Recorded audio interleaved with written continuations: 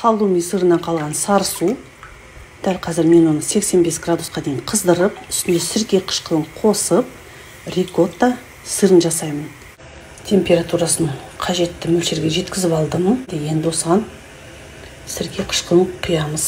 Бұл жерде 9% сірке қышқылы. Рикоттаның формалары осындай. Енді жаңағы массадан сүзіп алып саламыз. Қараңыздар, қаншама сары судың өзінен сырдың массасы шығып жатыр.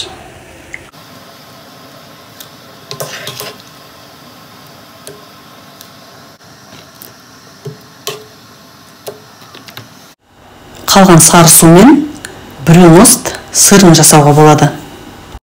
Рикотта өзін-өзі басып тегістелетін сырлардың қатарына жатады. Сондықтан бұны қазір аудармаймыз. Сары су әбден ағып болғаннан кейін ғана түсіріп аламыз. Рикотта дайын. Салатта дайын мінекей. Соңғы штрих.